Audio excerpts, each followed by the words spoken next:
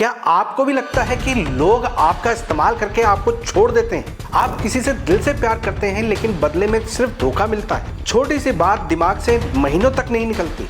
अगर ऐसा है तो हो सकता है कि समस्या आपकी सोच में नहीं, आपकी कुंडली में हो। मन में उदासीनता, बेवजह की डिप्रेशन वाली हालात, घर में रहते ही मन उचाट हो जाता है, बाहर निकलते हैं तो थोड़ा सा हल्का महसूस होता है। किसी भी चीज को सोच सोच कर अपने आप को हमेशा लेट डाउन करना और आंखों में परेशानी होना, आंखों का विजन कमजोर होना, ये एक योग है। लाल किताब में एक ऐसा योग बताया गया है जिसका नाम सुनते ही लोग डर जाते हैं, लेकिन असली खतरा इसके नाम में नहीं, इसके असर में है। आज समझेंगे कि आखिर विष योग इंसान के मन के साथ क्या करता है। पिछले 26 वर्षों से मैंने हजारों कुंडलियां देखी हैं। एक बात बार बार सामने आई, जिन लोगों को इमोशनल पेन सबसे ज्यादा मिला उनकी कुंडलियों में अक्सर यही ग्रह यानी चंद्र और शनि की युति मिली है। लेकिन सवाल ये है, आखिर ये दो अलग अलग ग्रह इंसान के मन को कैसे बदल सकते हैं? तो इसके पीछे सबसे पहले आपको ये समझना होगा कि शनि और चंद्रमा ये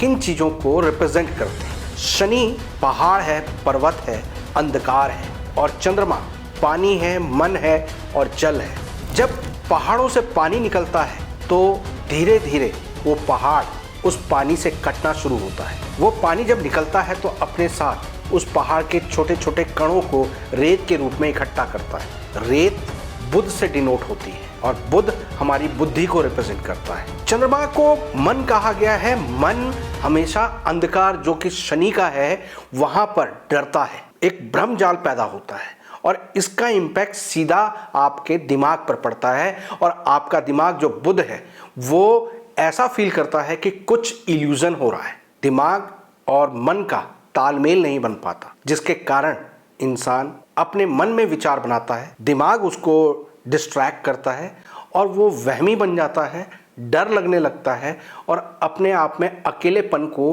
वो फील करने लगता है। बिल्कुल उस तरह से जैसे आप एक अंधकार में जा रहे हो, अंधेरे रास्ते पे जा रहे हो और वहां अचानक कोई घास आपसे टकराई, लेकिन आपको लगा कि कोई कीड़ा, कोई जानवर आपके पैरों से टकरा रहा है और आपको एक भ्रम जाल आपके दिमाग में आया और आप वहां पर डर गए। हमारे मन को अगर कोई गाइड करता है तो वो है हमारी परख। परख यानी किसी चीज की जजमेंट, और जजमेंट करता है शनि।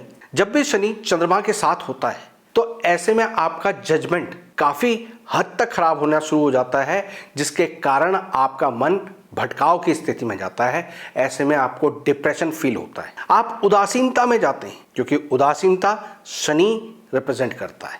अंधेरे को, उदासीनता को और परख को जब हम सही से कैलकुलेट नहीं कर पाते, यानी हमारी बुद्धि उसको सही से जज नहीं कर पाती, यानी हमारा कुंडली का बुध जब खराब होता है, हमारा दिमाग खराब होता है, तो हमारे मन को वो डराता है। उस कारण से इंसान ब्रह्मजाल में फंसा होता है और इसी मन, बुद्धि और परख के झगड़े को, इसके इनबैलेंस सिस्टम को ज्योतिष में एक नाम दिया गया विष योग। अब एक एग्जाम्पल के रूप में मान लीजिए कि दो दोस्त हैं और उन्हें अभी धोखा मिला, अपनी प्रेमिका से उनका दिल टूटा। एक कुछ समय बाद मूव ऑन कर गया, मगर दूसरा आज भी इस आस में बैठा हुआ है शायद वो वापस आएगी, हो सकता है मेरे से कोई गलती हो गई हो, मैं माफी मांग लूंगा, और वो उस सिचुएशन से बाहर निकल ही नहीं पा रहा, जिसके कारण उसका ना तो कहीं पर किसी काम में मन लग रहा है, ना वो अपने व्यवहार में कुछ पॉजिटिविटी दिखा रहा है, अपने परिवार वालों के साथ झल्ला रहा है, लड़ रहा है, उदास होकर दिखा रहा है, और एक्सट्रीम पोजीशन में वो अपने आप को खुद हिट कर रहा है, किसी तरह के पीड़ा दे रहा है, और जिसके लिए वो परेशान है उसे इस बात का कोई अता पता ही नहीं। ये चीज विष योग के कारण होती है, यानी उसका मन अभी भी उस गहराई से, उस सच्चाई से रूबरू नहीं हो पा रहा, अपने आप को एडजस्ट नहीं कर पा रहा और वहीं पर वो डिप्रेशन के हालात में जा रहा है। अब सिम्टम्स से पहचानते हैं कि ये आपकी कुंडली में कैसे जाहिर होता है, समय से पहले आप उसको कैसे देख सकते हैं। सबसे पहले अगर आपके परिवार में किसी दादी, नानी, मम्मी, बुआ, मासी, इनमें किसी के आंखों का मोतिया का ऑपरेशन हुआ है तो ये इसका सिम्टम होता है। घर परिवार में किसी को न्यूरो से रिलेटेड प्रॉब्लम रही है, या परिवार में ही बड़े बुजुर्गों में किसी ने साइकेटिक प्रॉब्लम के लिए टैबलेट्स ली हैं, उनको यूज किया है, तो ये सारे संकेत होते हैं इस योग के आपके ऊपर एक्टिव होने के चांसेस बन सकते हैं। अब यहाँ पर आपको समझने की जरूरत है कि शनि और चंद्र की युति या इनका कॉम्बिनेशन अगर बन रहा है कुंडली में, तो वो आपके जीवन पर क्यों प्रभाव दे रहा है। शनि हमारे शरीर के वायु को रिप्रेजेंट करता है और चंद्रमा हमारे मन, हमारी बुद्धि को रिप्रेजेंट करता है। अब यहाँ पर बात करते हैं इसके पीछे के लॉजिक के बारे में। हमारे मन को स्ट्रांग रखने के लिए हमारी बुद्धि का स्ट्रांग होना जरूरी है। बुद्धि में जो भी केमिकल्स बनते हैं उनका इनबैलेंस हमारे मन को प्रभावित करता है, और जब भी शनि चंद्र के विष योग बनता है, शनि की दृष्टि चंद्रमा पे पड़ती है, चंद्रमा शनि के घर जैसे 8वां घर 8, 10 या 11 भाव में बैठा हो तब दिक्कत होती है। चंद्रमा के घर यानी चौथे घर में शनि बैठा हो तब ये प्रभाव आपके ऊपर आता है। तो ऐसे में अगर लॉजिकली समझा जाए तो हमारी बॉडी के अंदर ऑक्सीजन की कमी हो जाती है। माइंड से जो भी केमिकल्स बनते हैं वो हमारे मुंह में सलाइवा बनते हैं, और उस सलाइवा को जब हम निगलते हैं तो हमारे पेट के एसिड के साथ वो हमारे अंदर तापमान को बढ़ा देते हैं, जिसके कारण बॉडी में ऑक्सीजन की कमी आती है। और हमारे माइंड की सबसे बड़ी जो ताकत होती है, सबसे बड़ी खुराक जो होती है, वो ऑक्सीजन है। अगर हमारे माइंड को ऑक्सीजन प्रॉपर ढंग से नहीं मिलती तो हमारे अंदर आलस आता है, नेगेटिविटी आती है, डिप्रेशन के फीलिंग्स होती हैं, रात को नींद उड़ जाना, बेचैनी, इरिटेट होना और छोटी छोटी बातों पर गुस्सा कर देना, ये सारे सिम्टम्स इस वजह से आते हैं। अब बात करते हैं इनके सॉल्यूशन की। तो जैसे मैंने आपको कहा कि माइंड को ऑक्सीजन की जरूरत होती है, तो जब भी कुंडली में ये योग हो तो अनुलोम विलोम प्राणायाम करना, योग करना सबसे उत्तम उपाय होता है। हाथ पैरों की मालिश करने से भी आप शरीर में रुकी हुई गैस को हटा सकते हैं। जितना हो सके चंद्रमा को मजबूत करना चाहिए। उसके लिए चांदी के गिलास में दूध और पानी को आप पिएं।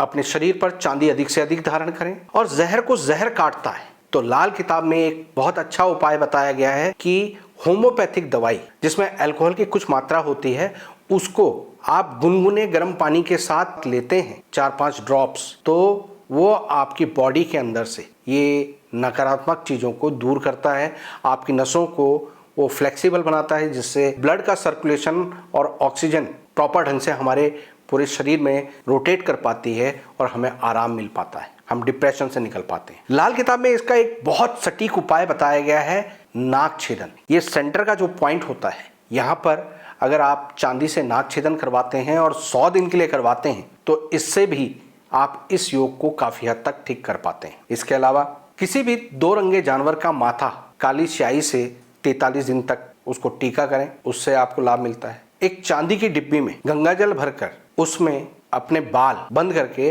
अपने किसी अलमारी में रख देते हैं तो उससे भी आपको फायदा मिलता है। ये छोटे छोटे उपाय बहुत काम करते हैं, लेकिन अगर आप इसकी गहराई को समझें, इसके पीछे के विज्ञान को समझें, इसके पीछे के लॉजिक को समझ कर काम करते हैं तो आपको जल्दी राहत मिलती है। यानी अपनी बॉडी में ऑक्सीजन की मात्रा को आपको बढ़ाना है। एक सवाल अभी भी बचता है कि चंद्रमा को जब शनि इतना पीड़ित कर सकता है तो चंद्रमा को जब राहु पीड़ित करता है तो उसका क्या आपके ऊपर असर आ सकता है, और उसको कंट्रोल करने के लिए आपको क्या करना चाहिए, वो हम इसके बाद आने वाली वीडियो पर डिस्कस करेंगे। उम्मीद करता हूं कि आज की इस वीडियो से आपको कुछ नया जानने को मिला होगा। वीडियो पसंद आई हो तो लाइक और शेयर करें, चैनल को सब्सक्राइब करें। फिलहाल के लिए मैं अपनी वाणी को विराम देता हूं। ओम नमः शिवाय।